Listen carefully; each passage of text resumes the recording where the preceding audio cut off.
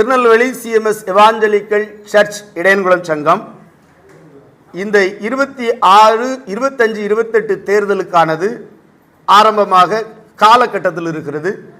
இந்த தேர்தல் குறித்து தேர்தல் கமிஷனர் என்று வருகிற பொதுக்குழுவை வருகிற 23ஆம் தேதி அவர் கொடுத்திருக்கிறார். இந்த தேர்தலை ஹைகோர்ட் எங்களுக்கு வழிகாட்டி இருக்கிறது.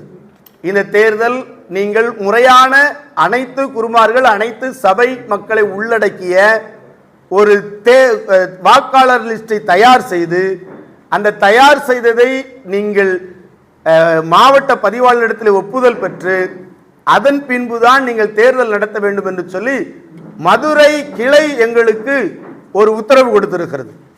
இவர்கள் மதுரை கிளையின் உத்தரவை மீறி வாக்காளர்களை தங்களுக்கென்று மாத்திரம் சிலவற்றை வைத்துக் கொண்டு முறையற்ற தேர்தலை நடத்துவதற்கு இந்த பொதுக்குழுவை அவர்கள் தயார் செய்கிறார்கள். இந்த பொதுக்குழுவுக்கு மறுப்பு அறிவித்து நாங்களும் கொடுத்திருக்கிறோம்.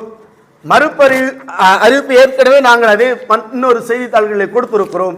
ஆனால் தேர்தலானது முறையாக நடைபெற வேண்டும் என்று சொன்னால் எங்களுக்கு வழிகாட்டிய மதுரை உயர்நீதிமன்ற கிளை உத்தரவின்படி அது செயல்பட வேண்டும் என்று நாங்கள் இப்பொழுது கோரிக்கை வைத்திருக்கிறோம்.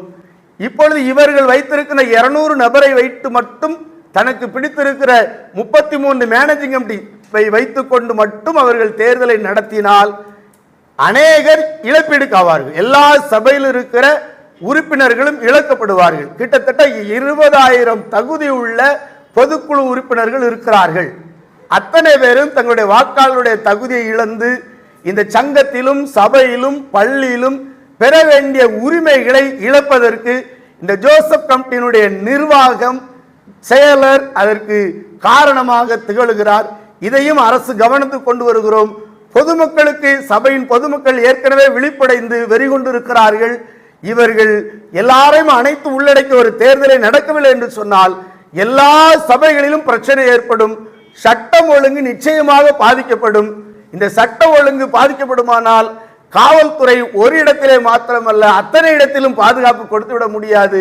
ஆகவே நாங்கள் காவல்துறைக்கு வைக்கிற கோரிக்கை, வருகிற பொதுக்குழுவானது எல்லாரையும் உள்ளடக்கிய பொதுக்குழு மதுரை உயர்நீதிமன்றம் என்ன சொல்லி இருக்கிறதோ அதன்படி பொதுக்குழுவை கூட்டி தேர்தலை நடத்துங்கள்.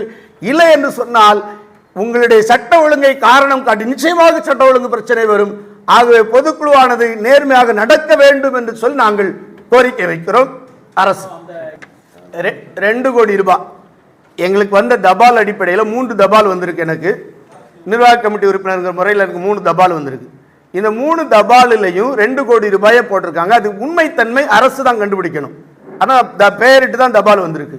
இந்த 2 கோடி ரூபாய் என்ன செலவு செஞ்சிருக்காங்க, யாரெல்லாம் சொத்து எடுத்து போட்டிருக்காங்க, அந்த சொத்து எடுத்து போட்டிருக்க முறை கொண்டு இதில் எழுதியிருக்காங்க. அதனுடைய உண்மைத்தன்மையும் அரசு தான் கண்டுபிடிக்கணும். இந்த 2 கோடி ரூபாயும் எங்களுடைய பள்ளிக்கும் எங்களுடைய சர்ச்சுக்கும் செலவிடப்பட வேண்டியது. அதை இவர்கள் தங்களுக்கு செலவழித்துக் கொண்டார்கள். இதனாலே 52 சர்ச்சும் 28 பள்ளிகளும் பாதிக்கப்படுகிறது. பள்ளி குழந்தைகளுக்கு செய்ய வேண்டிய சுகாதாரத்துறை பள்ளிகளுக்கு செய்ய வேண்டிய பாத்ரூம் வசதிகள், குடிநீர் வசதிகள், மின் இணைப்புகள், மேற்கூரைகள், கீழ்த்தளங்கள், வண்ணம் பூசுதல்கள் இப்படி எவையுமே சரி செய்யப்படாமல் பாதிக்கப்பட்டிருக்கிறது. இந்த 2 கோடி ரூபாயும் எங்கே சென்று இருக்கிறது என்று அரசு கண்டுபிடிக்க வேண்டும். எனக்கு வந்த தபாலை நான் அரசுக்கு ஒப்படைக்க தயாராக இருக்கிறேன். நிர்வாக கமிட்டி உறுப்பினர் என் இசக்கா ராஜபால். அதான் 35 வருஷமா தேர்தல் நடத்தலைங்கிறதுனால நம்ம சபையை சேர்ந்த ஒரு ஆளே ஹைகோர்ட்டில் ஒரு கேஸை போட்டு முறையான தேர்தல் நடத்தணும்னு சொல்லி கேட்டிருந்தாங்க. அதன் வழிகாட்டுதல் படி 2023 ஒரு வழக்கில் அதாவது 30-601 நம்பர் 2023 வழக்கில் அந்த இதை கொடுத்துட்டாங்க. நீங்கள் ஒவ்வொரு சபையிலையும் வாக்காளர் பட்டியல் தயாரித்து 6 மாதம், அதாவது தேர்தல் நாளுக்கு 6 மாதத்திற்கு முன்பாகவே வாக்காளர் பட்டியல் தயாரித்து முறையான தேர்தல் நடத்தணும்னு சொல்லிட்டாங்க. அதை ஜோசப் தங்கையா போய் பெஞ்சில் அப்பீல் பண்ணுறாரு. பெஞ்சும் அதே தீர்ப்பை கொடுக்குது. இது சொசைட்டிக்கு கட்டாயமாக தேர்தல் சரியாக நடத்தணும் அப்படின்னு சொல்லி கொடுத்துட்டாங்க. ஆனால் இதை பேஸ் பண்ணி சரி அவர் என்ன ஜோசப் தங்கையா என்ன பண்ணார்னா, சபையில் இருக்கிற மொத்தம் இப்போ 9 குருமார்களுக்கும் தபால் வைக்கிறாரு. தபால் வச்சு நீங்கள் முறையான வாக்காளர் ஜாபிதாவை கொண்டாங்க அப்படின்னு சொல்லி அந்த வாக்காளர் ஜாபிதாவை கொடுக்கும்போது ஃபைலா விதிக்கு உட்பட்டு இது இல்லைன்னு சொல்லி வேணுக்குன்னே நெக்லெக்ட் பண்ணுறாரு. ஏன்னா அந்த கோர்ட்டுக்கு தகவல் சொல்கிறான், தபால் அனுப்புனேன், அவங்க தந்தாங்க, அது சரியில்லை அப்படின்னு கோர்ட்டுக்கு சொல்கிறதுக்காக ஒரு ரெக்கார்டை தயார் பண்ணுறாரே ஒழிய மக்களை வாக்காளராக எடுக்கணுங்கிற எண்ணம் அவர்கிட்ட இல்லை. ஏன்னா அதை ரிஜெக்ட் பண்ணக்கூடிய அதிகாரம் செயலருக்கு கிடையாது.